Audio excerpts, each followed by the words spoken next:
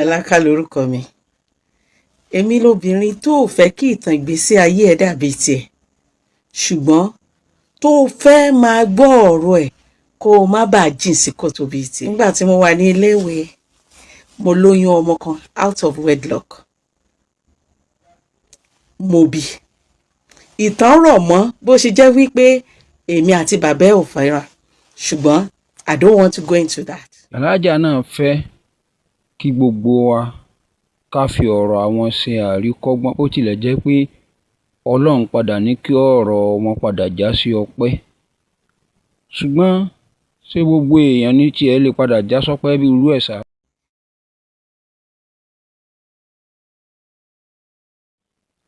Lópin ìgbà tí ọmọ bá ti ń di ọmọ ọdún 4, yóò ti máa dá nǹkan mọ̀ lọ́tọ̀ọ̀tọ̀. Àwọn nǹkan tí ó máa wu ọmọdé ńgbà náà yóò máa yàtọ̀ síra wọn. Òbí ni ó wá tọ́ sí bó ṣe yẹ kó tọ́ sí. Ọlọ́run pàkíyèsí wa wípé ọjọ́ kan ó ń bọ̀ wá tó jẹ́ wípé ọmọ kọ̀ọ̀kan tó bá ṣàfẹ́kù tó yẹ kó ní lábẹ́ òbí rẹ̀, á dojú ìbéèrè kọ ọmọ náà lọ́jọ́ náà lọ́hùn. Ẹja gbọ́ bó l'Ọlọ́run ti ṣe wí. Suratu Takwir, àyá 8. Ba'da a'udhu billahi minash shaitani rajim, bismillahir rahmanir rahim. Wa isal maw'udat su'ilat bi ayyi sanbi qutilat. Nígbà ayé jahiliya tí Islam ò tí ì dé, tànábì wa Muhammad sallallahu alaihi wasallam tí ò tí ì dé gẹ́gẹ́ bí òjíṣẹ́, ètò àwọn Lárúbáwá ni wípé tí wọ́n bá ti bí ọmọbìnrin, wọ́n gbà yí pé gbèsè ni, ìdààmú ni, liability ni.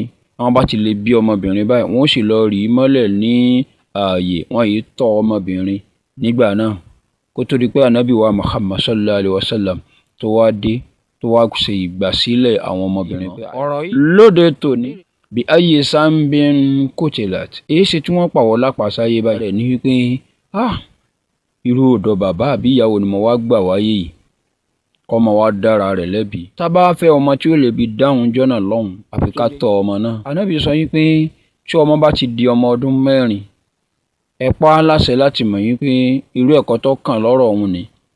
Tó bá di ọmọ ọdún 10 tí ó bá fẹ́ gbọ́, ẹ fi ìbáwí kún fún un. Àti ọdún 4 yìí ni iṣẹ́ òbí ti bẹ̀rẹ̀ tààràtà. Ó ti kúrò ní pé ọmọ kan fẹ́ jẹ, ọmọ kan fẹ́ mu. Irú ẹ̀kọ́ báyìí òun náà láàrin tá bá lọ wọnú Suratul Luqman,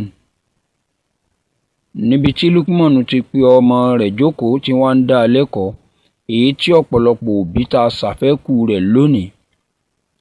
A ṣe eléyìí mọ́ láti jẹ́ kí àwọn ọmọ wa kí wọ́n mọ kí lọ́kàn lọ́rọ̀ àwọn. Bó o lọmọ ó ṣe ní Ọlọ́run, bó o là á ti sin lọ́hùn, bó o là á ti bẹ lọ́hùn, bó o là á ṣe dúpẹ́ fọ́lọ́run tí ń jẹ́ ìwọ̀ láàrin àwa àtọlọ́hun. Òbí ní láti fi kọ́ ọmọ rẹ̀ ẹ̀kọ́ ẹ̀sìn lélẹ̀. Ẹ̀kọ́ ẹlẹ́ẹ̀kejì òun náà ni ẹ̀kọ́ ìwà. Ní tá ń pè ní ìwà ọmọlúàbí. Bó o là á ti jẹun, bó o là á ṣe jókòó wájú àwọn àgbàlagbà, bó o là á ti sọ̀rọ̀, bó o là á ti rìn, bó o là á ti wọṣọ, bó o là á ti bá ọmọnìkejì ẹni lò, bó o là á ti ṣe láàrin gbogbo tí ń jẹ́ ẹ̀kọ́ ìwà ọmọlúàbí. Òbí ní láti bẹ̀rẹ̀ sí ní kọ́ ọmọ rẹ̀ látìgbà tó bá ti wà ní ọmọ ọdún 4. Ẹ̀kọ́ ẹlẹ́ẹ̀kẹta òun náà ni ẹ̀kọ́ ìmọ̀. Ẹ̀kọ́ ìmọ̀ náà ni èyí tá a fẹ́ fi lé ọmọ lọ́wọ́ nítorí pé kí nǹkan 4 lè bá rọrùn fún láyé. Á jẹ, á mu, á ná, á lò. Ìwé ló fẹ́ kà tí ó fi jẹ́ bẹ́ẹ̀ ni. Ọ̀nà ìmọ̀ míì náà ni ó gbé gbà ni, àbí iṣẹ́ ọwọ́ kan náà ni ó kọ́ ni, àbí òwò láàfi kọ́ pé ọ̀nà tí Ọlọ́run bá ti kọ pé yóò rìn.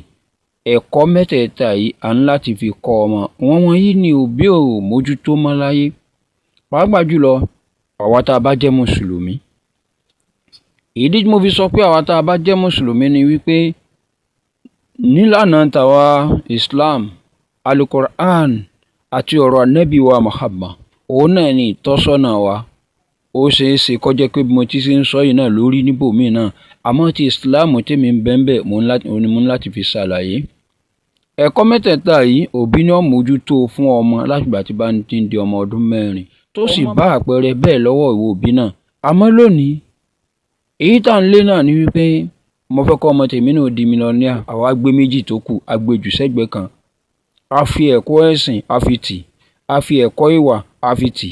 Ṣùgbọ́n nígbà tí ọmọ bá dé oríkè kan, àwọn kinní wọ̀nyí láti béèrè, ní tí wọ́n bá ti pè é fún náà ni wọ́n gbélé lọ́wọ́, ní tí ó sì fi lo ayé nù. Eléyìí náà lọmọ ó bá wọ adolescent age tá a mọ̀ sí teenagers. Ẹ̀kọ́ yìí tá a bá ti wá mọ́lé lọ́wọ́, òun ni ó gbé wọ àwùjọ, yóò mọ̀ pé eléyìí ṣe tèmi, eléyìí ṣe tèmi. Lórí irú báyìí yóò wá fi ìbẹ́ lọ́hùn kún, òun fúnra rẹ̀ ó máa bá Ọlọ́run sọ̀rọ̀ lórí ọ̀rọ̀ àwọn ọmọ pé k'Ọlọ́run má ṣàjẹ́ wọn gbọ́ ẹ̀kọ́ tó ń kọ́ wọn, kí Ọlọ́run sì bóun tọ́ wọn, yóò wá fi àdúrà kún. Ìpìlẹ̀ ọ̀rọ̀ ni tí ọmọ bá bá eléyìí wọ adolescent age, ọmọ náà kò ní í ṣi ẹsẹ̀ gbé. Mo mọ̀ dájú pé n tó mú kí alájà wa yìí kí wọ́n fi kọ ẹsẹ̀ tàkọ́kọ́ ni, mo mọ̀ pé dájúdájú wọn ò ní fẹ́ kí ọmọ àwọn kan tún rìnrìn rúurú ẹ̀. Wọ́n wá ń jẹ́ ìdánilẹ́kọ̀ọ́ fáwa náà. Ẹ̀kọ́ mẹ́tẹ̀ẹ̀ta yìí láti mójútó fún ọmọ. Ànábì ní tọ́mọ bá ti di ọmọ ọdún 14 àti bẹ̀rẹ̀ irú ẹ̀kọ́ báyìí fún. A wá fi ìsunkún sọ́lọ́run lọ́rùn ní kọ̀rọ̀, a fi kún. Ọlọ́run a sì máa gbàdúrà. Àtọ́rọ́ Ọlọ́run ti sọ kalẹ̀ nínú ọ̀rọ̀ rẹ̀ wípé wa idha sa'alaka ibadi anni fa inni qaribun. Ó ní tí àwọn ẹrú mi bá béèrè, èmi Ọlọ́run súnmọ́ wọn pẹ́kípẹ́kí. Ujibu da'wata da'i iza da'an. Èmi a máa jẹ́ pèpè àdúrà fẹ́ni tó bá pè mí. Ó ní ṣùgbọ́n o, falyastajibu li, káwọn náà kọ́kọ́ dé mi náà lóhùn náà. Ǹjẹ́ lánàá t'Ọlọ́run sọ pé báyìí ni ká ṣe rìn, sáwa náà jọ kọ́kọ́ rìn náà ká tó di pa bẹ̀ Ọlọ́run ọba lé ọmọ wa lórí.